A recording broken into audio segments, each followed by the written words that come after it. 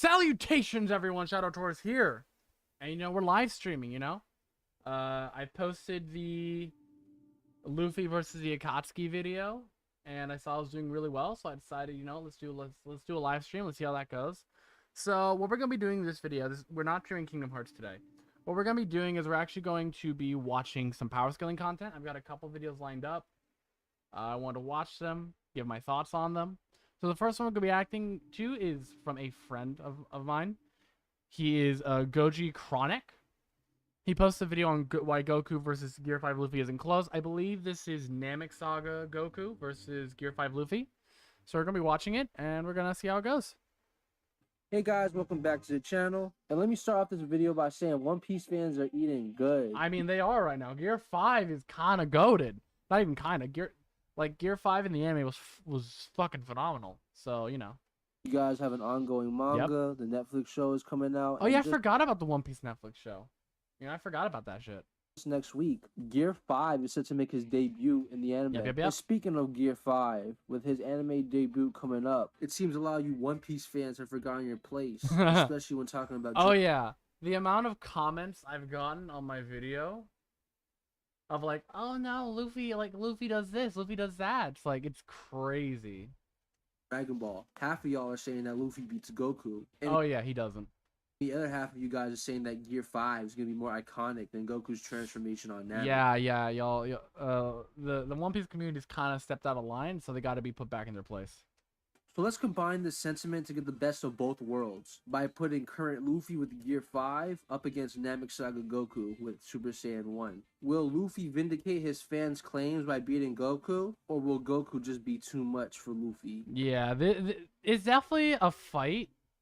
I think a better fight would be probably Goku from the Saiyan Saga, like late Saiyan Saga versus Luffy. I think that's a bit of a better fight. But before that, I would like to thank all of you guys for helping me cross 1,000 subscribers. Oh, yeah. Goji got to 1,000 subscribers recently. Dude's like, he's awesome. Everyone loves him. I love him. We've been growing so fast, so let's keep that trend going. So if you guys like the power scaling content, be sure to like, share, and subscribe. And let's get into the video. Again, subscribe to his channel. He's goated. Luffy, and here's a disclaimer before we really start his section. I am going to be wanking Luffy to the highest possible. Oh no, he's wanking Luffy. Oh shit, we're about to go. I want to use this opportunity to explain why this matchup is not close at all. I don't believe in any of this Luffy scaling. It's not very consistent. But let's throw it out the window and just get Luffy to as high as you can get. All right. But I do feel like I have to reiterate, you guys should not be using these methods. Starting off with the less nonsensical ends for One Piece scaling, we know for a fact that the world in One Piece, as in the planet, is much bigger than the planet Earth. With some calcs getting it to a fair amount larger than planet Earth, and others getting it to bigger than the sun. That's crazy. I'm not sure how much I agree with it being as big as the sun, but This big means, due to the size of the geography, a lot of island level feats can be calced to country level, and country busting feats can be calced to continental or multi-continental, which is where a lot of the consistent ends for One Piece scaling come from. I'd argue that Luffy should be multi-continental plus to possibly even moon level with Gear 5. This is due to casual feats being calced to multi-continental plus. Yeah, and again, in my video, I say, like, a consistent scaling for Luffy is, multi-continental to moon level in Gear 5, We have feats that are in the exotons from casual kicks that Luffy should scale relative to arguably above. Moving on to more crazy ends that One Piece fans love to use. An old Whitebeard is stated multiple times to be able to destroy the world. Even before the Great Age of Piracy, he was already feared as the world's strongest man. With his Guruguri, he has the ability to destroy the world. Okay, so this is why I don't think Whitebeard is planetary necessarily. Like, his normal attacks are, yo, what's up, Dark? Welcome. So I'm just quickly discussing why we're currently watching why Goku versus Gear 5 Luffy isn't close. He's using Namek Saga Goku versus a wank Gear 5 Luffy. I'm about to explain why Whitebeard and like the Yonko being planetary makes no sense. So I believe this is the Viva card. I'm not quite sure where this is from, but this might be from the Viva card. It states with his ability, with his Gurugura, he has the ability to destroy the world. Okay? So that means that with the full power of his Gurugura, he may be planetary. Destroy the world is kind of vague, but if you want to say, oh, he can destroy the One Piece world, cool. That would put him at planetary to large planetary because the One Piece world may be bigger than our own planet. But again, let's hypothetically say, yeah, he is planetary with his Gura. His standard AP would not scale to that because we have no feats that would put his standard AP to scale to his Devil Fruit AP. All right. And if some of you want to use the Oden was able to match Whitebeard's Gura. First off, that was anime only. Second off, no, he didn't. He briefly overpowered it before Whitebeard overpowered him effortlessly. So no, Oden does not scale to Whitebeard. I just want to point that out. W stream. Welcome, Goji. We're actually watching your Goku versus Gear 5 Luffy video, and I'm backing up your claims on, and I'm basically debunking why. And yes, I know you're using wank in this video, so I'm not like disregarding your scaling. I'm just explaining why these standard scales should not be used in debates and why you're probably gonna get your ass whooped in a debate. You know.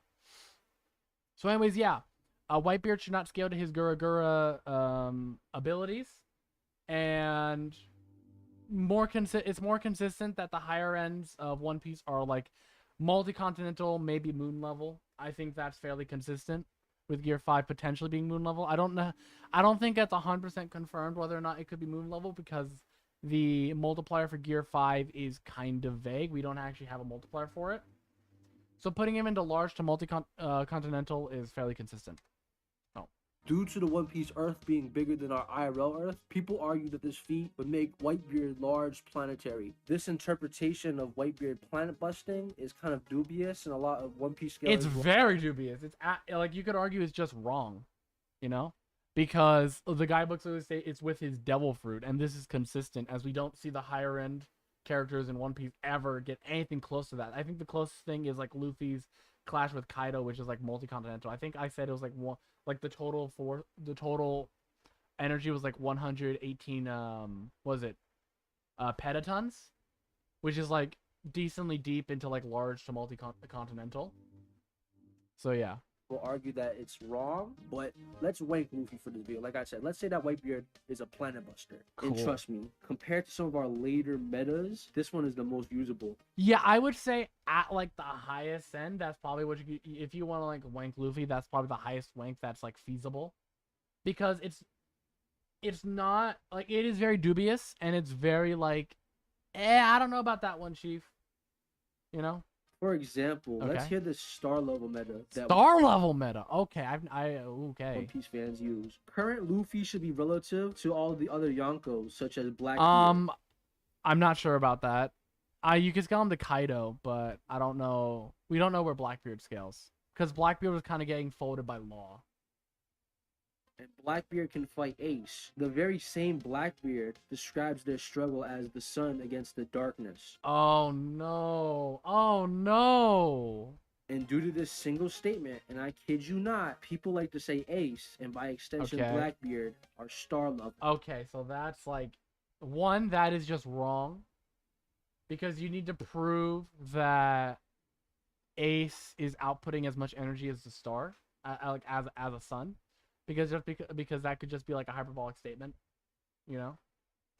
You don't have to be a rocket scientist to see the holes in that meta, but let's just go with it. Moving on to a potential solar system meta, potential quotes by the way. Blackbeard, who he established Luffy should be relative to and scales to, can produce and create a black hole-like attack. Due to it being like a black hole, in the context that it sucks stuff up, people try to equate his power to an actual black hole. Okay, so the biggest problem with this, and I'm gonna explain right now, and this is also something I've noticed in stuff like One Punch Man, but we'll explain why this is bad. So when it comes to black holes, their power output is completely determined by their size. You know? So Whitebeard here would not Whitebeard, Blackbeard here would not scale to like, you know, solar system level. So that is just completely dumb and busted. And that's just like wrong. That's crazy. But I believe you can get like Namek Saga characters with like some highball. Like I believe there's like calcs for first form Frieza being like dwarf star level to like large star. Based on how you calc his Planet Vegeta feat. Which is really funny that you can get him that high. Black holes can overpower the GBE or gravitational binding energy of stars and planets. If they're big enough, they can, yeah. But like not, it depends on how big they are. You'd have to prove that they're. You've heard my They can argument. also overpower the GBE of neutron stars, which would put them at around solar system level. So people try to use this meta to claim that Luffy and Blackbeard and every high tier universe should be solar system level casually. Blackbeard Casually, he says. Casual. Goji, I know this isn't. I know you're just wanking Luffy, but casually. Very fascinating. Very fascinating. black hole also has an infinite gravitational pull. Oh no. What? She has infinite attraction that does not let light escape. That's a weird statement that I don't even think that's like equating to power. So they try to equate this power to high universal, but they fail to take into account that gravity is an energy, it's a force, right? And force and energy is different. So, but hey, let's give them high universal. You're giving them high universal. Oh god, what are you gonna do for Goku? What are you gonna give Goku? Meaning that Luffy would steal anywhere. Wait, are you going with the universal Frieza arguments? Like second form Frieza being like in the animated state Frieza was able to like destroy the universe, or like it was a threat to the universe? Our level of the universal using really bad debunkable metas, granted, but we're wanking Luffy. We're giving him all the benefit of it. Like, it's his week, Gear 5 about to. Oh god. Goku. Moving on to an aspect Goji, I can't believe you managed to say all this with a straight face. Yeah, I can't believe it either. I would have cracked up laughing by now. Like I'm already I'm already trying not to laugh because this is just hilarious. You know?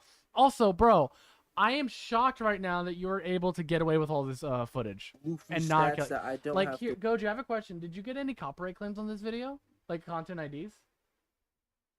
Because you're using a lot of anime footage, my guy. Speed of light to MFTL plus, and I'm pretty confident. Yeah, MFTL plus is like consistent. This is ultimately due to even pre-time skip Luffy being a light timer, as well as a number of his Straw Hat members being able to dodge beams of light that early in the series. This isn't even taking into account all of his gears, which amplify his stats, including his speed. This is ultimately pretty notable because Luffy has been shown to surpass previous versions of himself while using. Yeah, I even said that in my video. Sorry. No, I got no copyright claims. Lucky motherfucker.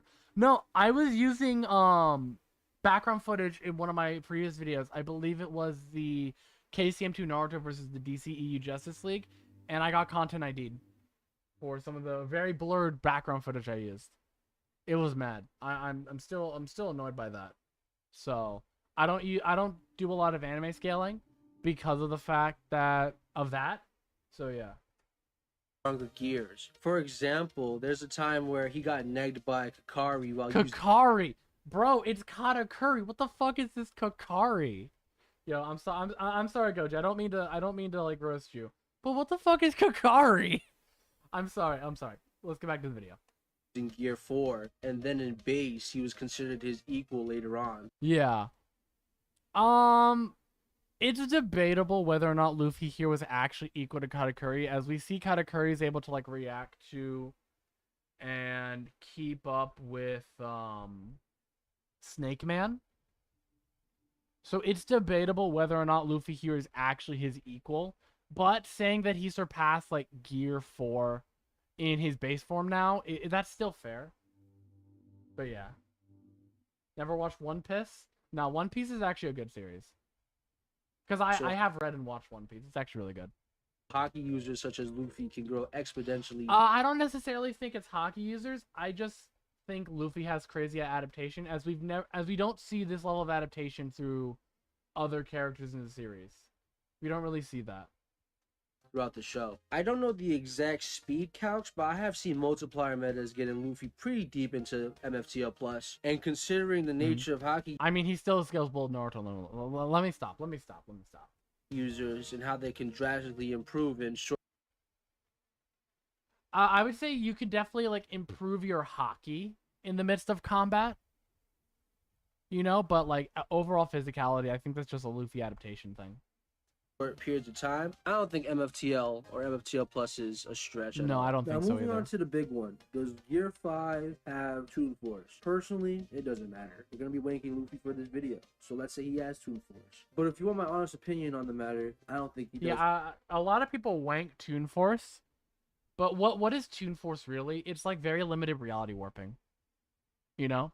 But and so let's say you have Toon Force. How is that combat applicable? How is Toon Force combat applicable? And you can even argue Luffy just might not have Toon Force as the closest. And people argue that he was able to make goggles out of like the cloud hair that he has. But you could just argue that's like matter manipulation. So it's not necessary. So he doesn't. So you could just argue he doesn't necessarily have Toon Force. Maybe like very limited amounts. I think a lot of the reasons for him having Toon Force are pretty dubious at best. Yeah, a lot of like the stuff is like, oh yeah, he defies common sense. You know, it's like really weird. The actual arguments. I've seen scans saying he can turn anything. This one is like the biggest one. You know, Luffy. The peak of his abilities when he discovers his the ability to turn imagination reality. Luffy was convinced that he had finally reached the peak of his abilities when he discovered his Nika form during his deathmatch with Kaido. So, the biggest problem with saying that, you know, he can turn his imagination into reality is that's a very vague statement. That is extremely vague, and we don't know what it means by this. You know, so trying to use that in a verse, okay, what does it mean? Explain what it means, you know? It's very hard. Very hard. But yeah. In his imagination into reality, which doesn't inherently mean or equate to Toon Force, mind you. By that logic, every single Green Lantern ever has Toon Force. That is a very good argument, you know, because that's very good. I guess Supersonic from Sonic 2 has Toon Force because the Chaos Emeralds can turn. I mean, you could just argue Sonic from the second movie just might have unironic reality warping. You know, I don't necessarily, or I remember like matter manipulation. Uses imagination into reality as well. And I'm almost pretty sure Kaido himself confirms that due to Luffy's awakening, he can transfer his rubber properties into anything he's using. But if you want to say he has Toon Force, then he has the limitations of Toon Force as well. Because contrary to popular belief, Toon Force isn't some omnipotent instant win button for anybody. You can be wall level and have Toon Force, you know? And you can also still take damage if you have Toon Force as well, which is really funny. It's more or less just hacks at best. And there are also levels to Toon Force, so I think even the people that say Luffy does have Toon Force say that he has an extremely low version of it. And typically speaking, Toon Force users can't use their inherent ability. Yeah. Like it's debatable whether or not they can use I just dropped something. Fuck, I dropped my pen. I have a pen with me. I have a pen at my desk. But it's debatable whether or not like he can actually use these abilities to kill people, or at best it has to be something that counts as funny. So that might also limit his ability to use Toon Force During a serious fight, because that's not funny. Compare Luffy dog walking Kaido to something like Bugs Bunny and Elmer Fudd. Yeah. It's kind of different, but it doesn't matter. Let's say he has Toon Force. So in conclusion, we've wanked Luffy to star level to universal. Speed should be massively faster like Plus, and he has Toon Force. How does this compare to Goku? Moving on to All right, Goku. let's as like one of the resident Goku scalers, let's see how you do, you know? I am a resident Goku scaler. Let's see how you scale Goku here. From Namek Saga. By the time he arrives on planet Namek, he has a power level of 90,000. It's debatable what his power level was. Some people say it's 180,000. Some people say it's 90,000. It's really weird. I believe the guidebooks say like 90,000 or something. Meaning that he's stronger than a base Vegeta from the Saiyan Saga. The very same Vegeta that was going to destroy the planet Earth. And the same Vegeta that has shown the capacity to destroy planets. In the anime, with the latter feat being calculated to anywhere from dwarf star level to even star level. Yeah. Already putting... Like planetary feats in most fictions are actually a lot bigger than... like more impressive. Like, actually blowing up a planet is more impressive than a lot of people give it credit for. Goku well above Luffy's mid-end using his wanked scale. To further support this star level Namek Saga scaling, by the time he fights Final Form Frieza, he has a power level of 3 million. This power level will be almost 6 times greater than First Form Frieza. Oh, here we go. Frieza that This is the star level feats I was talking about. earlier. with a single finger, with this feat being calculated to up to large star level. But what about Blackbeard's black hole? Does Namek Saga Goku have any answers to solar system to universal AP? And yes, Oh yes he no. does. Now before we get into this part, I'd have to acknowledge that though I agree that Goku wins, I don't agree in the universal Namek scale. I Yeah. think it's a little too A high. little too high? I think it's just like way too high. Like, because if you want to use anime scaling, like characters in the Buu saga like Buhan have like universal feats. So does that mean Frieza scales to like Buhan? You know, I 100% disagree with the universal scaling for Namek Saga, but if you want to wank Luffy and then you're gonna wank Goku, that's fair. For this early in the series, but seeing as how we're using objectively wrong You think objectively wrong meta? I love that phrasing. That's amazing.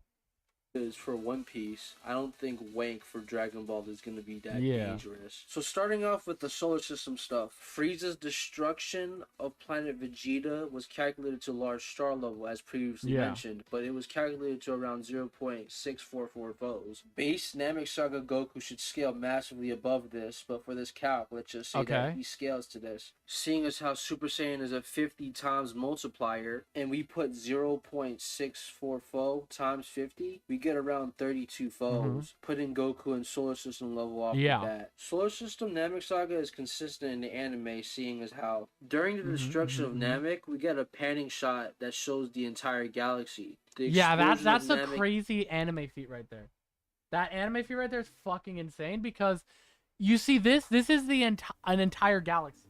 By the way, hold on, sorry. I dropped my pen again. By the way, I believe this is the North Galaxy. I'm not 100%. It is shown to cover a pretty large distance. Whoa, hold on. Whoa. The entire galaxy. The explosion of Namek is shown to cover a pretty large distance or chunk of what's on screen. When calculated, this explosion would be around solar system level. And a 1% dying Frieza tanked it. Like, he literally that's even crazier. Frieza was on death's door, and he still tanked the feat. He was unconscious, and he endured it and wasn't scratched by it. It seems you lack confidence in Frieza's ability to survive such a pitiful blast. I tell you, my son is not so easily destroyed as a planet. He is out there. Yes, there's a lot of injuries on him, and he's in half and stuff of the sort. But all of that he received during his fight with Goku, like the missing face, for example, because that's the side of his face that was hit by Goku's Kamehameha wave. So we have Frieza at 1% enduring an explosion. You could argue it's less than 1%, actually. It's difficult to quantify how much Frieza, but you could just argue it's like, you know, Frieza off guard since he's unconscious. System level. I don't gotta explain to you why Goku would upscale off of this. As Goku and Super Saiyan 1 during this period of time could hurt a 100% power Frieza, while a solar system level explosion couldn't even kill a dying Frieza. But moving on to the universal metas for the high universal Luffy tards. After looking at it all once again, Goku's universal metas are not that shabby, but it's definitely a higher end nonetheless. Before I get into the juicy universal scaling, let's get all the nonsense statements out of the way. King Kai saying that even second form Frieza, and then once again he wields enough power to destroy the entire universe. Frieza now has the power to destroy the universe as we know it. These are very interesting statements. Like, if you're going by anime continuity, you could potentially argue, maybe, like, I think it's a little dubious to argue universal Namek. I mean, it's possible. I'm not saying it's not. It's just a little dubious. And because, like, let me give you an example. Let's take Buhan, for instance. The way I could see you countering, like, oh, well, Buhan's going to destroy the universe. Yeah, that's just him letting out all of his power. And he's not just destroying the universe, he's, like, collapsing dimensions into each other. So it's a bit of a weird feat, actually. From Frieza have the power to destroy the universe. You know, broad statements, not really that crazy. So yeah, that's one part of it. Another part I want to talk about is an interview with Akira Toriyama, where the interviewer asked him, why does Frieza have this large army even if he could destroy the universe with a blink of an eye? And obviously Toriyama doesn't refute this line of thinking in the answer he gives him. So people use that to argue Frieza could be universal. I don't know about that one, Chief. I don't know. There's even one statement in the guidebook and another statement in the anime that say that Frieza's third and fourth form get power from another dimension. Okay, which that's I'm not even gonna get into what that means, but that could possibly be argued to be Yuri or something I like disagree that. with With that, all that wank personally, out but the yeah. way, let's get into the actual solid universal stuff. The best high uni stuff for Namek Saga definitely comes with the Genki Dama, Really? or the Spirit Bomb as we know it here in the West. The Spirit Bomb is said to be composed of all living things in the universe. As well, all living things in the universe share your Genki. We know that Genki is strong. That's actually very interesting. I forgot Goku said this. So yeah, you might be able to argue like Universal Namek Saga with at least in the anime. I don't know about the manga. I have to check the manga. Which would include stars, because even people like Neil deGrasse Tyson. Yeah, we know this would include stars because of the fact that King Kai in the manga and the anime talks about how like, yeah, be careful, the Genki Dama will draw energy from your star, and that will make your Genki Dama like ridiculously powerful, so just watch out, so I've argued that stars are living things, and assuming Dragon Ball is going off this logic, then Goku would have the energy of all the stars in the Dragon Ball universe. The Dragon Ball universe is composed of innumerable amounts of stars. So yeah, and you could also argue it's like infinite in size based on other statements. So yeah, wow. That stars equals infinite energy that Goku got in that spirit. Yeah. And if you think Goku getting his energy from all living things, including stars, is kind of radish, Goku himself kind of radish. That's not really a rad argument necessarily. States that he's drawing energy from all the planets and stars of the universe. It's not necessarily a rad argument because it's not really a rad argument. Make the spirit bomb, which we've proven to be infinite. And there's two guidebook statements that back up this sentiment. One guidebook scan says that Goku's gathering all of the universe's chi, and another guidebook statement equates the spirit bomb against Frieza as the universe itself. Very interesting. He's using El Legendario. I actually know this was a El Legendario scan. I might have to go back and read El Legendario. Very interesting. Very interesting. Hold on, we got 6 cats in here. Welcome everybody. Welcome y'all. Glad to see y'all. Okay, it's glad to see that people have come by to say hi. Percent is able to survive this attack. And come to think of it, all of those broad statements of King Kai saying that Frieza could destroy the universe are kind of made consistent with this feat. Yeah, shockingly enough, using this line of scaling, Frieza might actually be like universal, which is kind of crazy to think about. It's important to note that this would scale to even 50% Frieza, and base Goku using Kaioken times 20 could evenly match him for a temporary amount of time, but he was able to hurt him, meaning that theoretically, if you use this line of scaling, base Goku has universal metas even before Super Saiyan. Obviously, this high universal stuff is kind of a higher end for Namek Saga, but it's not that shabby I think at all. it's a potential. I don't want to necessarily say it's the. I don't necessarily want to say wank because I don't even think it's necessarily wank, but it's definitely like really, really high end, It's like I'd be careful using it in like debate because you might be able to debate against it. It really depends. Really, really depends. And seeing how the only way you can get One Piece to the same level of power is by being wrong and equating force to energy. Yeah. This high universal stuff is almost valid in comparison. For all of that power, compared to the One Piece shit, it's completely valid in comparison. It is useless if Goku can't even hit Luffy. So it's important to talk about if Goku has the speed ends to realistically fight on par, or even speed blitz Luffy. And I'm confident to report that Goku is much faster than Luffy, even using Luffy's highest ends. The main way to get Goku to massively faster than light is by using the ship that he travels in to get to Namek. On the map for the universe, Namek is shown to be on the opposite side of where Earth is on the universe. I don't know if using the what is it called? The fucking map of the universe, because I believe it's like not up to scale.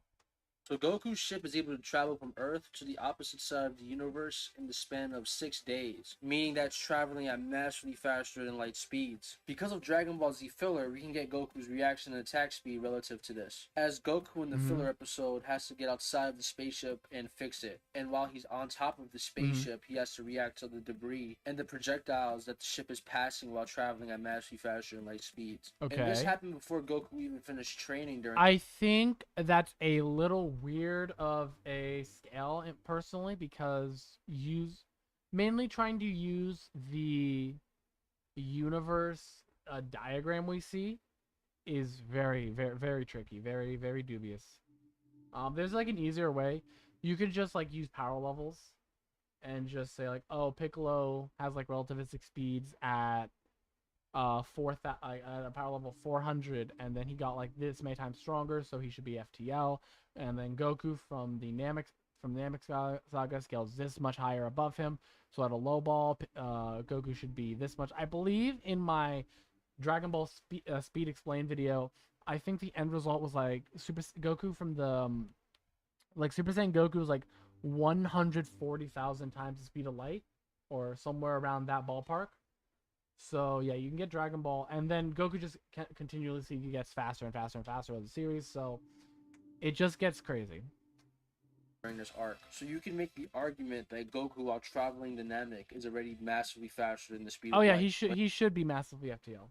Easy. Is this consistent? As we know, King Kai is able to pinpoint the exact location of this ship and have a whole conversation with Goku. But during Goku's fight with Frieza, he can't track them because they're too fast for him to track. Okay. So we have King Kai, who can track massively faster than light plus ships, but he can't track Goku and Frieza's fight, as they're moving too fast for him to perceive and react to. The first MFTO plus meta would scale to base Goku, which is important because he has abilities such as Kaioken, which in this arc he can use up to times 20, amplifying his speed by 20 times as a result. And obviously he has Super Saiyan, which is a times 50 multiplier of his base. So base Goku has MFCO plus metas, and he has ways to amplify them drastically. So using these metas, Goku would be like 1,000,000 times faster than the speed. Yeah, he's like, if you want to use that meta, he's like billions of times light speed, and it's kind of crazy. I've only seen Luffy get up to like a couple thousand times faster than the speed of light. But if you can get him to massively faster than light to that degree, I'd like to know that meta in the comments, that meta would be interesting. I don't know it. So I'm going to say Goku is drastically, massively, considerably faster than any form of Luffy that I've ever seen. Alright, so in conclusion, who wins this matchup? And I think it's no surprise to anyone who's listened to this video that Goku wins this matchup. Yeah, it's like not even close. All of the One Piece higher ends were pretty much copium. And pretty much copium? I love it. These arguments against you, then just walk away because they're like laughably bad. There's nothing to say really. And for the guys screaming Toon Force, you guys do realize that people like Bugs Bunny scale as high as they do due to actually having feats, right? Bugs Bunny has scaling the DC Comics. That's why he scales that high. SpongeBob could destroy the universe. Gumball tanked the Big Bang. It's not their inherent Toon Force that grants them this high AP. It's them having the feats to back it up. Yeah, a lot of people. So we're gonna stop watching the video, but a lot of people are under the impression. Why? Hold on. What the fuck? Hold on. What is this? Okay, there we go. I don't know why, but for some reason my oh shit. Hold on. Why? Hold on. I'm noticing. Hold on. Let me full screen this again. Okay, so it's just the fucking It's just the weird window capture. Okay. Anyways. Yeah, it's just like mad copium. It's crazy. Let me quickly just do that. There we go. Yeah, it's just like funny ass copium. So the next video we're going to be watching, I believe it's another Goji video because I really love his power scaling. He does a really good job. It is his hey guys, Could the Justice League from the DCAU stop the Saiyans? I believe I have watched this video. It's been a while. I'm getting comments. Oh, it's just from the video. For the 40 motherfuckers who's disliked? I don't know. I have no idea. Your video has 305 likes and 7 dislikes. I can see that because I have something called vidIQ. Allows me to see. Real quick, I am getting comments. Hold on. Either way, so good in the ability to manipulate surroundings and advantage on top of that. You can...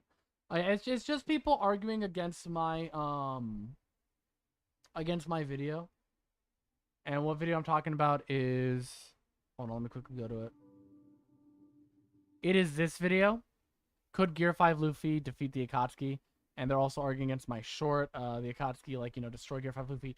4,004.1k views. That's crazy. That's more. That's the most views I've ever gotten on a short. That's crazy. Anyways. Me and my ults. Damn, Dark.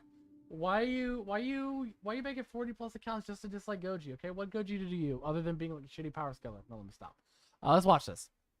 Welcome back to the channel. A couple weeks back, I saw an interesting video by Lonk's Takes where he did the MCU Avengers versus the Saiyan Saga Invaders, Nappa and Vegeta. Yeah. So I thought, what if I put the better team The against better team. I love it. the Saiyan Saga Invaders? Let's see how that matchup would go. But what version of the Justice League should I put against Nappa and Vegeta? Obviously, I can't use the comics versions. Those guys are like sneezing solar systems away and doing a whole bunch of wild stuff. It couldn't be the movie iterations of the Justice League because, frankly, they're kind of a little too weak. They're kind of ass. Like, not even gonna front. They're just ass.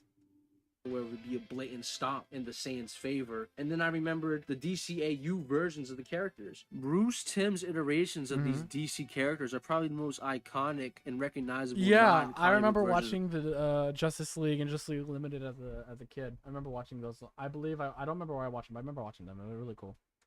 Of these characters, and surprisingly they have the scaling to back it up. And unlike the DCEU, I wouldn't have to wank them to try to make this look like a fair fight. But before I get into scaling anything, a number of you guys are not subscribed to the channel. Okay, so y'all subscribe to the channel. So not only subscribe to my channel, but subscribe to can you compare Goku and Luffy's power levels? I think after watching episode 107 lol, I think Luffy still goes back up. Okay.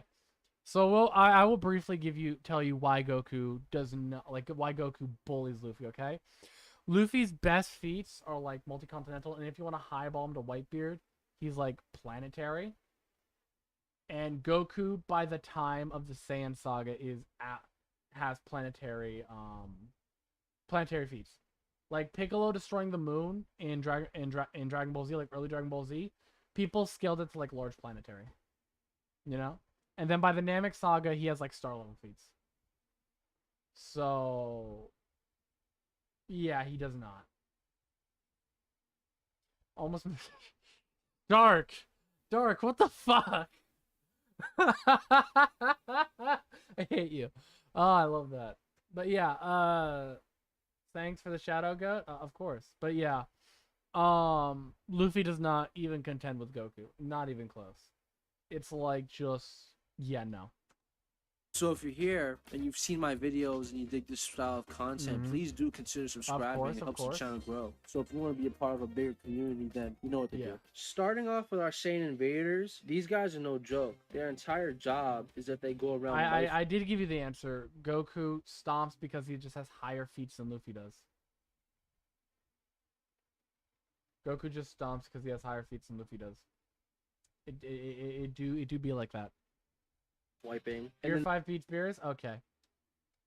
They sell what remains to the highest bidder. So these guys are like very casual, like life wipers / civilization enders. The Saiyans, when they're introduced in the story, represent a massive hurdle that the main characters have to overcome. So by extension, they would upscale every single OG Dragon Ball feat. That's just consistent, that they're just stronger than OG Dragon Ball.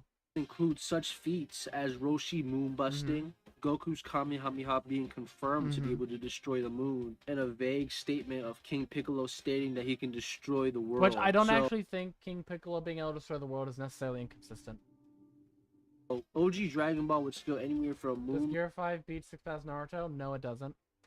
Level to possibly planetary, which I don't really argue, but it's a higher end for Dragon Ball scaling. So already we have moon to planetary for Nappa and Vegeta respectively. Though Nappa and Vegeta upscale from every single Dragon Ball feat, it's important to note that they don't scale to each other, as Vegeta is massively stronger than Nappa. So let's talk about Nappa first, and then we'll get into the principles. Why doesn't Gear 5 Luffy beat 6 past Naruto? That's very simple. Naruto has like at the lowest end, he has star level feats, and at the highest end, he has universal feats. Luffy's best feats, best wank feats, are at most planetary. Maybe star level. If you really want to fucking wank a Luffy, star level at the absolute maximum. Stands himself. Nappa individually has a power level of 4,000, meaning that he's multiple times stronger than the Piccolo who destroyed the moon. Due to the violent explosion in both the manga and the anime, I've seen this feat get calced anywhere from small planet level to large planet level. Yeah, I could see that, it being like a large planet level. And the reason why it's not a moon level feat and it's more like planet level is because he's not. Okay, what it means when we're talking about destroying a planet, it means fracturing it violently enough that that gravity cannot piece it back together. That is what we mean by planet level. So actually, in this case, blowing up a moon has much greater force and much greater energy than actually like fragmenting it. That's why this would be like a planet level feat. Depending on which continuity Yeah. you're using to calc. Nappa scales above Yeah. Piccolo as he was able to knock Piccolo down with a single elbow strike very casually. And it's Yep. important to note that the Piccolo that Nappa knocked like down multiple was a times stronger stronger, one that yeah. produced the moon busting feat as he had been training to prepare for the Mhm. Saiyans. And Nappa obviously kills this Piccolo with a single attack. So we already have the weaker of the two Saiyans scaling anywhere from moon level to large planet level. It's important to note that this wouldn't hold a candle to the Prince of all Saiyans, Vegeta. So we'll get into his scaling right now. Alright, Vegeta is a super elite warrior, so he has a scaling to back it up. For starters, he casually one-shots Nappa, so he should upscale everything I just said about Nappa. So I don't necessarily agree with... I agree that he would one-shot Nappa, but in this context, this is like a heavily weakened, back-broken Nappa, but yeah, you could argue he one-shots, but regardless. He would be around moon to large planet level off the At bat. baseline, yeah. Vegeta, against this fight with Goku, explicitly stated that he was going to bust the planet Earth. He was going to reduce the planet to ash. Books also confirm his sentiment. He was going to destroy the Earth with his Gallic gun, and he would go on to lose the beam struggle, which is important because he was able to endure an attack stronger than his Gallic gun, which was going to destroy the planet, so his durability would scale to his AP. Using Dragon Ball anime filler, he'd scale even higher though, as he's explicitly shown to be able to planet bust with the tap of his finger, no less. Vegeta's also confirmed in both that is a large star level feat. That's pretty impressive. Anime and the manga to have surpassed his father, the king, even as a child. Here, So no! Are you using King Vegeta's fucking hand wave fucking shit? Feet of his father. Also, real quick, we got 9 cats in here. Welcome everybody. For those who are just joining us, we're watching one of my friend's videos. His name is Goji. Goji, he's doing Could the Justice League from the DCAU. This is the animated movie, so like Justice League Unlimited, Batman the Animated Series, Superman, or the Adventures of Superman. Those like shows, could they stop the Saiyans like Nappa and Vegeta from the Saiyan saga? This is important because King Vegeta has a very infamous feat where, with the wave of his hand, he destroys a planet and 2 moons and surrounding. Yeah. You could argue those are 2 other planetary bodies. Vegeta also endured the attack as he was at the epicenter of the explosion alongside a child Vegeta. Both of the calcs for these feats have come out to dwarf star level, so Vegeta would scale to that level of power pretty casually. Pretty impressive. And guess what? Nappa was also there during the triple planet bust by King Vegeta. So using that scene, both of our Saiyans would scale to dwarf star level. That's pretty insane. With Vegeta just being a little deeper in the dwarf star level, as he can one-shot Nappa, who can endure such attacks. Moving on to the speed of Nappa and Vegeta, and personally, I got them at a couple times faster than the speed of light, but FTL nonetheless. This is largely because they upscale from every single OG Dragon Ball feat, as previously mentioned. And in Dragon Ball, if you scale above someone in AP, you scale above them in speed as well. So they would upscale every speed feat performed in OG Dragon Ball as well. There's like some relativistic feats in like OG Dragon Ball of Goku and characters dodging like beams of light. Damn, dwarf star level Nappa. Yeah, Dragon Ball scaling recently has been getting kind of crazy, and people we've been going back and looking at feats and scaling them higher. Dragon Ball has a lot of notable speed metas, but I think by the end of OG Dragon Ball, Goku and the gang would scale anywhere from relativistic to a couple times. I think scaling This is because Roshi's moonbusting feat is calced to around relativistic. And if you're looking for faster and light metas in OG Dragon Ball, King Piccolo fires a laser beam or light speed attack, which is confirmed to be inferior to his attack power. Yeah, that is definitely that's definitely one FTL feat. And once again, speed and AP are relative in Dragon Ball, so if King Piccolo is stronger than a light speed attack, he's faster than it as well. Kid Goku can obviously fight on par with King Piccolo, and Goku only gets stronger by the end of OG Dragon Ball, so he'd be a couple times faster than light. This is somewhat consistent, as there's a dub line where Piccolo states that Raditz is faster than the speed of light.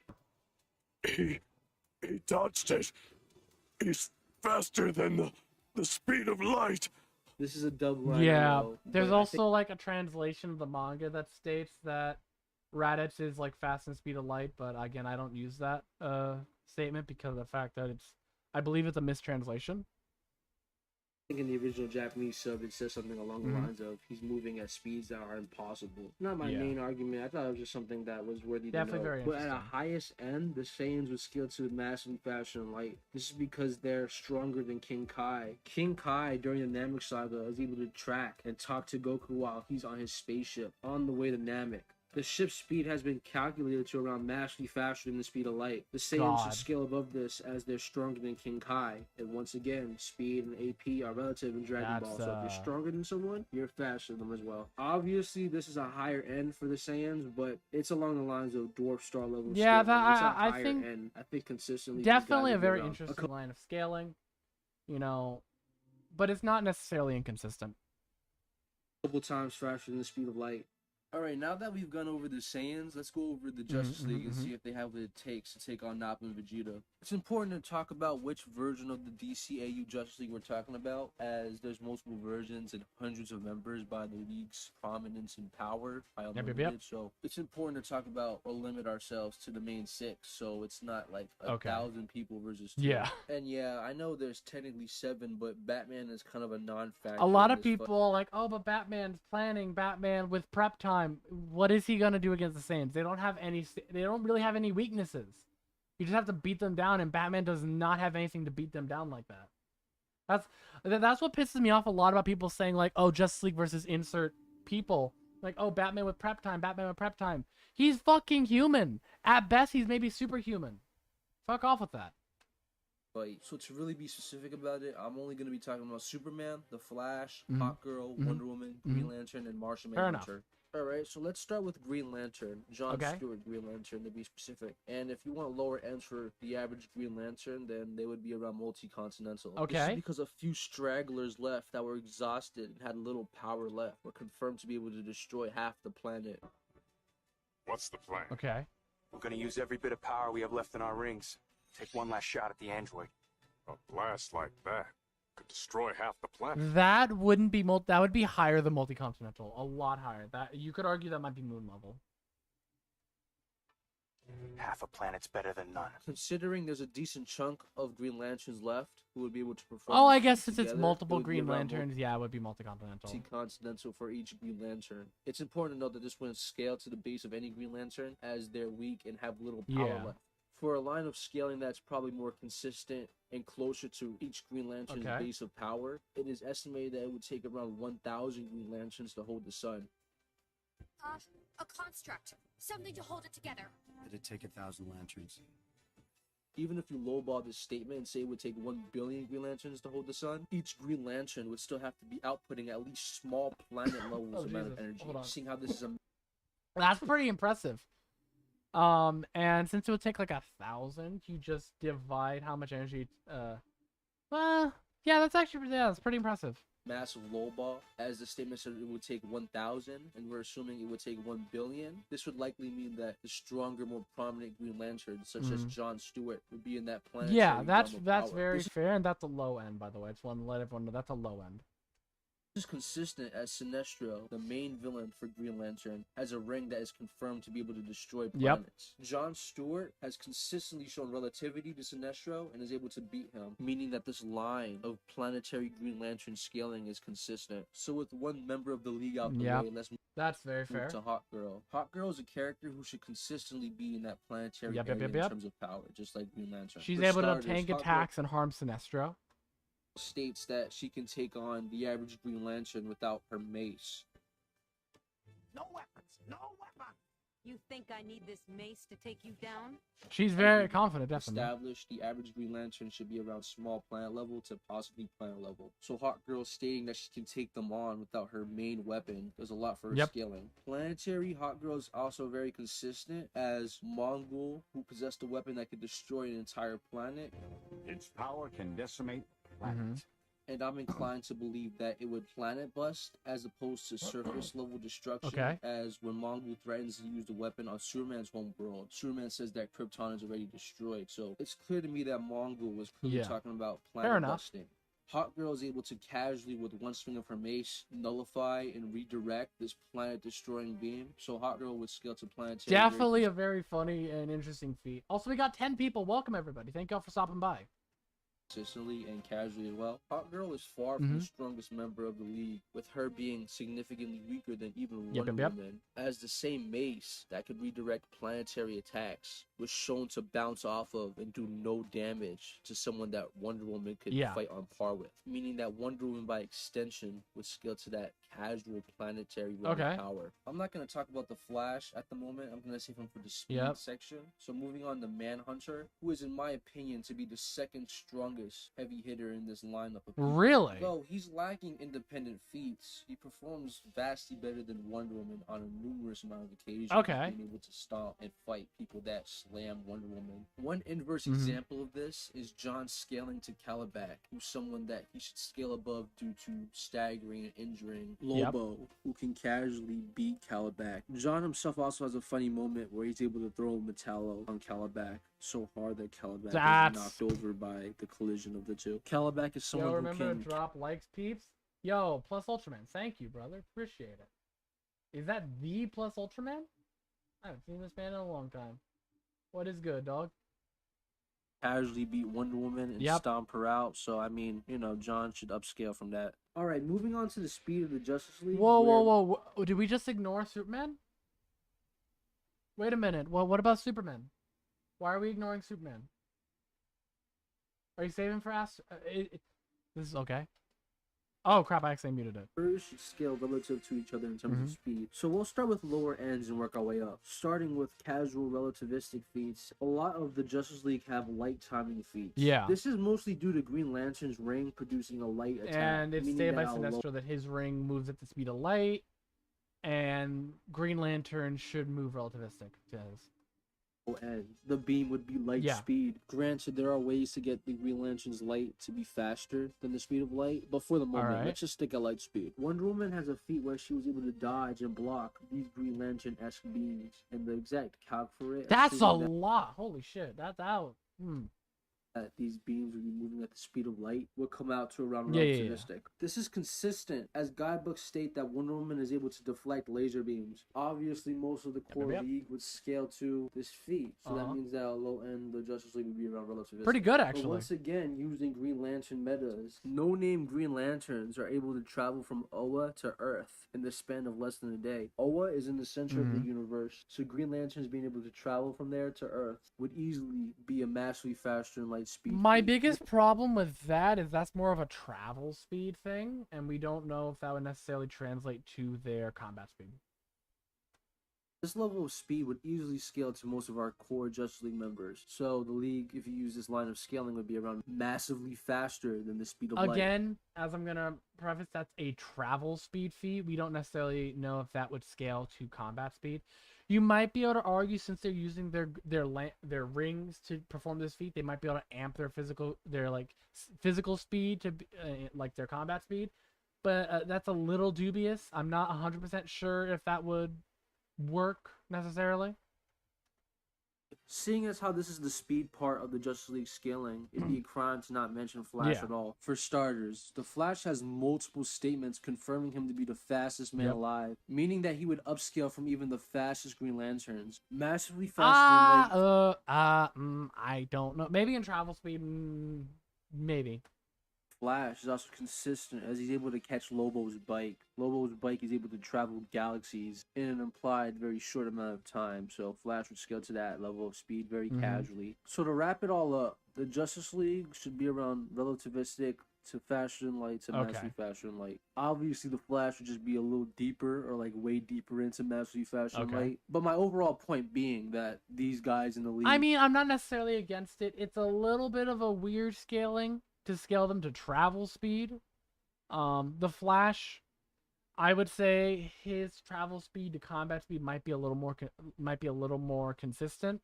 But for the other members, again, it's a bit iffy. Because I'm of the opinion that more times than not, your travel speed does not scale to your combat speed, and that's like consistent in fiction. But again, if you want to use it, that's fine. It's not like, it's not horrendous. You can fight on par with Vegeta and Nappa, Mhm. even when you use the highest ends for the Saiyan speed Okay. scaling. Now that we're at this point of the video, some of you guys might be wondering, what about Superman? And don't worry, I did that on purpose. Because Okay. Superman is in a league of his Oh, own. ha ha! Superman Shut the fuck up! Your shitty puns. is by far the strongest member in the Justice Yep. League. Keep in mind, the power gap between just the individual mid-tiers can be pretty gapped. So imagine the gap between Superman and the rest of the Okay. league. For starters, Superman has an abundant amount of statements saying that he is the strongest member on the league by Okay. far. There's even one statement that says that if Superman was on the top of his game, he wouldn't need the Justice League. This That's is consistent as Superman's character is that he holds back a lot because he does not want to destroy the Yep. surrounding area he's fighting in, which he actually states when he's fighting Darkseid. Using this statement, a hypothetical, full power, not restricted Superman would solo the entire Yep, Justice that's League, possibly consistent. even at once. consistent. He's confirmed to be relative to base Darkseid on numerous amount of Okay. occasions. Darkseid's valuable because he is physically the equal of Superman. Keep in mind, Darkseid was thought up as a villain that would need the entire Justice League to take him down. So Superman soloing the entire Justice League or Yep. scaling to above the combined weight of the Justice League without him is kind of consistent uh-huh. using that. Superman confirmed to be equal to Darkseid actually does a lot for Superman's scaling, as when Darkseid receives an amp by Brainiac, which makes him only slightly times Really? stronger. He's Hold on, let's stated go by back and Metro read that. receives an amp by Brainiac, which makes him only slightly For the record, I think Matt's either mistaken or misremembering. Pretty well implies that at least some of Brainiac's matter got fused, configured, resurrected, how interpreted. I wish there was a full statement here. Along with a slight power upgrade. Very interesting. times stronger. He's stated by Metron that nothing in the universe could kill him. For instance, if you know so much about Darkseid, I'll wager you know how to beat him. There is one possibility.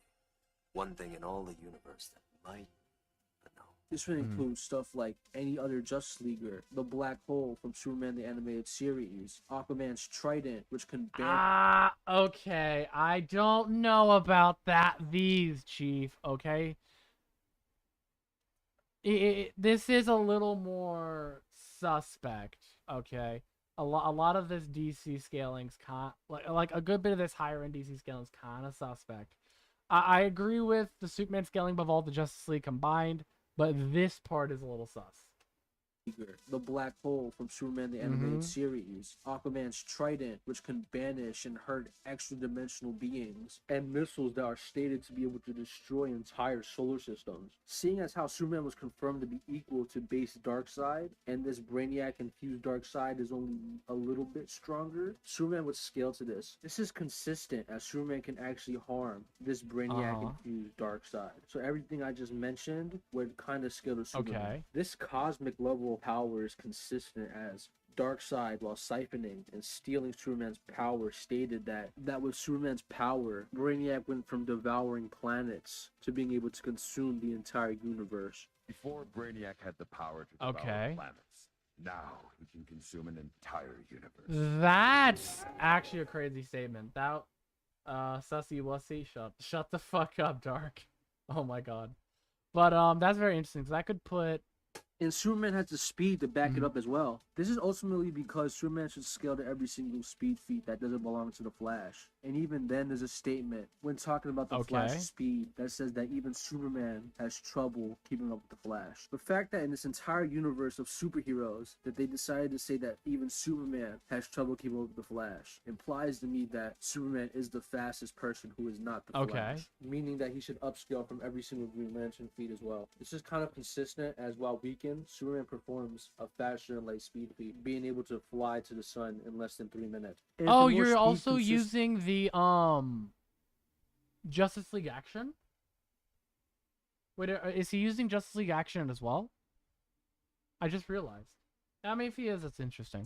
He's able to casually evade and escape a black hole really quickly. And in the same feat, he says that he crossed to a new star system. And like the Flash, he's another Justice League member who actually was able to catch Lobo on his bike, which can cross galaxies. So with all that out the way, I hope I don't even have to tell you why Justice League wins this matchup. Most of even the weaker Justice League members scale to planetary, right? And they upscale from each other, and Superman upscales from them all. So like, let's say that Vegeta and Nappa, by some miracle, are able to drop some Cybermen and beat the Justice League. Once Superman decides to try, it's over for Nappa and Vegeta. If you're not including Superman, I think Nappa and Vegeta can win. If you're including Superman just it's like GG easy. All right, and we got one more video prepped for this stream. We got one more video prepped. So this is, I believe, this is Six's newest video. We were wrong about Minato Namikaze. This is Minato scaling. I've got more fucking notifications. All right, more people talking about my fucking Gear 5 Luffy scaling. Cool. So this is a new video by Six talking about Minato Namikaze scaling. This is using a lot of this is scaling from the new Minato one shot. So we're gonna be watching this. And again, if you guys have any videos you want me to watch on this stream that you want me to watch the power scaling of and like talk about it, you're more than welcome to leave them in the comments, or not comments, in the fucking chat, and I will like look into them after this video. So without further ado, let's go.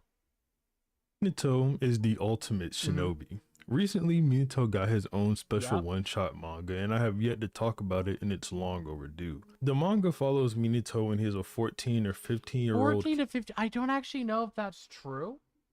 I think there's ways to scale. I think there's ways to put him at like 16, maybe 17. It's weird, okay? I don't know if he's 14, 15 here. We don't know. And we get to learn some extra stuff about the Rasengan, why it was created, and also, where exactly. Ignore the subtitles. I have the screen a little bit like longer because like if I were to, hold on, let me quickly fit the screen. Let's fit it to screen, make it look a little better. How does that look if I do this? Yeah, as you see, that's why, because the bottom there is kind of like out. He got the idea from. We also get some pretty nice statements in regard to Minato's power and what he's Ignore capable the subtitles, from what I because if you look in the because I have like look at the comments. I haven't actually watched the video yet. He was editing captions, so like he edited the captions really badly in this video. Let's not waste any more time though. Before we get started, I'd like to ask you if you could leave a like on the video and subscribe always, to the channel. Anyone you see in these streams, always subscribe to them, check them out. You know, I like to you know, try to help fellow power scalers when it comes to views and it comes to subscriptions. And again, for me, subscribe to my channel. You know, I'm trying to, you know, I want to eventually make YouTube like a job to provide people with accurate power scaling content, and I might even branch out beyond power scaling. Who knows? Greatly appreciate it. The manga starts off pretty insane. You have Team Jiraiya sitting in front of two Jinchuriki charging up tailed beast bombs. I'll establish a timeline for this in a bit, as there is one key detail in indicating when this manga takes place. The details of this confrontation are completely unknown to us. We don't know if Minato was fighting these guys along with his team or whatever, but it's pretty clear that they've at least been in battle with someone. Minato is breathing heavy in the very first panel of the manga, and he has cracks in his headband and scratches all over his face along with the rest of his team. So I think it's pretty safe to say that they're pretty tired at this point in time. Han and Roshi don't seem to have any scratch marks on them, so it does kind of make it seem like this is more of an ambush. In their dialogue of saying that if Minato and the others really want to fight them, they should have brought the Nine-Tailed Jinchuriki. So I was briefly looking at the subtitles. Those subtitles are fucking insane. But yeah, this is a very interesting feat that would just put Han and Sengoku above like 16-year-old Minato and potentially Jiraiya. Like this might just put him above base Jiraiya, which, you know, base Jiraiya doesn't really have much scaling. This could imply a number of things. Maybe that they were on a mission to get these tailed beasts and they were ambushed by them after fighting a different battle. Maybe they were already fighting Han and Roshi and got beat up. Who really knows? Although I doubt Roshi could beat Jiraiya up since he got beat up by Kisame, or maybe this Yo, what the fuck? Wait, does he think Kisame's weaker than Jiraiya? Are you insane? What? Okay, well, okay, we need to stop for a second. Really? Kisame below Jiraiya? I fundamentally disagree with that. I fundamentally disagree with that. version of Jiraiya is just weaker than Kisame, not even Kisame level. What do you mean Kisame level? Bro, okay. Well, enough with the... Moving on. Actually pretty strong, especially when he's using boil release, but for the sake of not assuming too much, just going with the fact that they were all fatigued when this started, and I'll just leave it there. I think it's also worth noting Minato still has to use hand signs to teleport with his flying Raijin at this point in time. Yeah. It just shows that he's not as proficient with the jutsu as we see him when he was in the main series. Fair enough. This is a possible retcon with this next part though. We're told in the main series that it took Minato 3 years to develop the Rasengan and another 6 months to perfect it. But in this manga, they make it seem like he did it within like 2 days or so. Kushina is excited to train with Minato again for the day. What he means by that? That he developed in a couple days. What? But Minato says he has to go work on a jutsu that's unfinished with Jiraiya and Training Ground 3. And then later on this day, he masters the Rasengan. No, he doesn't. What? No, he doesn't. Masters the Rasengan. After seeing a tail beast power. No, okay. Okay, this is completely wrong, and I'll explain why. Minato does not master Rasengan in this instance. Jiraiya literally states, and I believe I left a comment when. But anyways, here, let's actually go to the fucking Viz. Here, I got you. We will go to Viz, because I have a Viz account.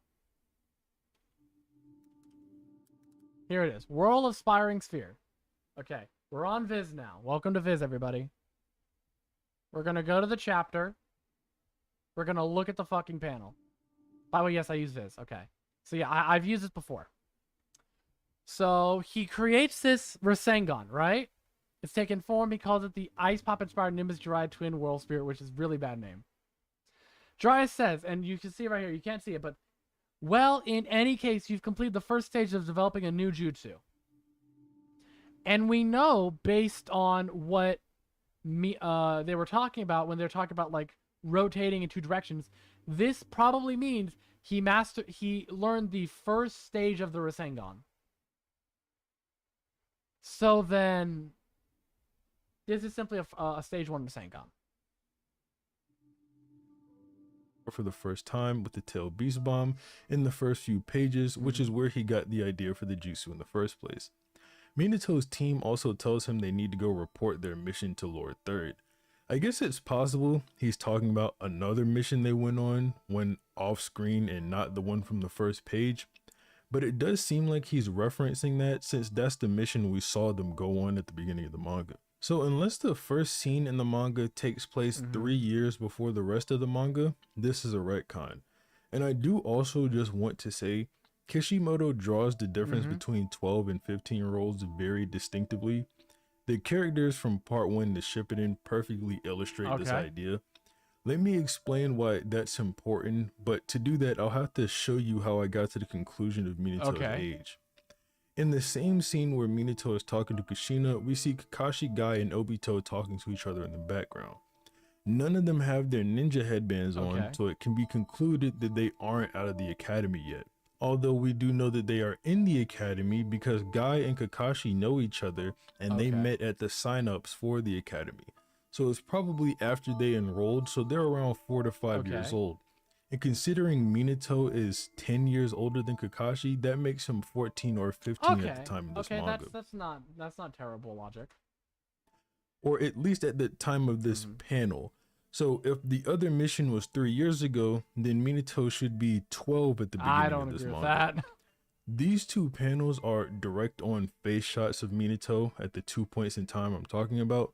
The one on the left would be allegedly 3 years from before the one on the right. I don't necessarily think so. This whole part is trying to say that this manga retcons the Rasengan thing. It doesn't necessarily retcon anything. It doesn't necessarily retcon anything because of the fact that you could just argue he's only like learned the first stage of the Rasengan, you know?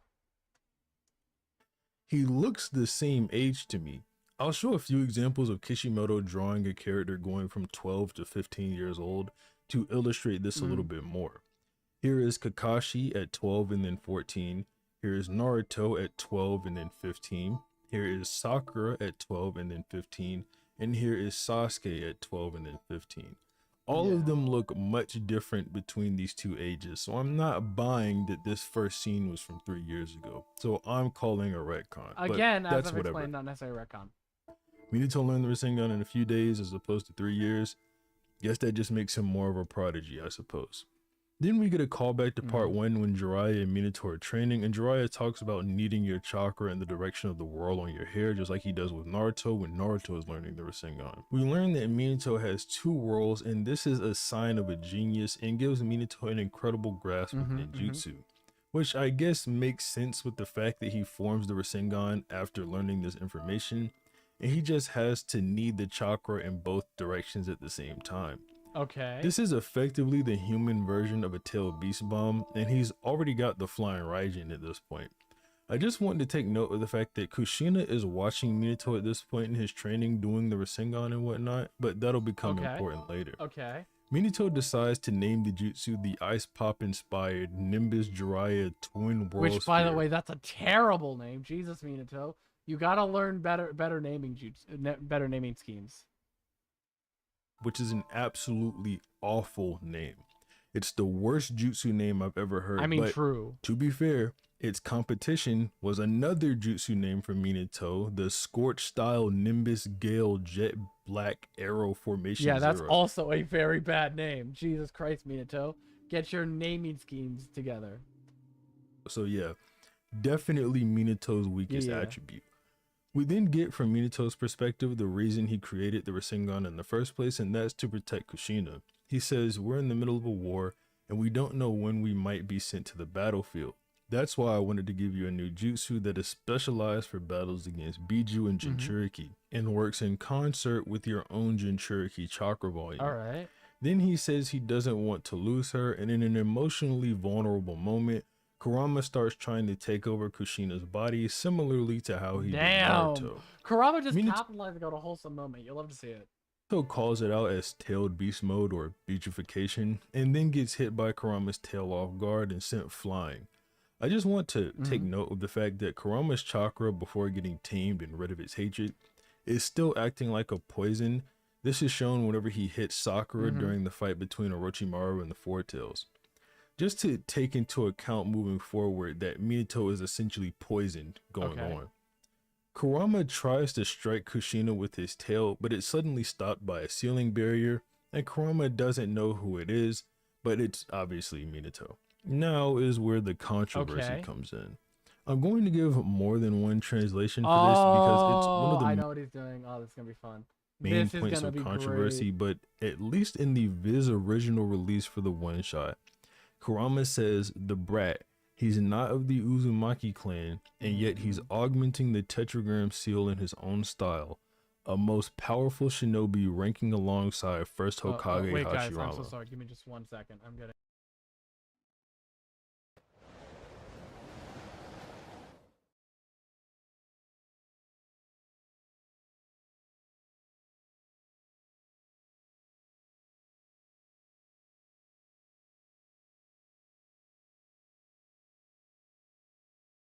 All right, guys. So I'm so sorry, but I actually have to cut the stream short as I am being called to do something. My parents need my help, and it's kind of important. So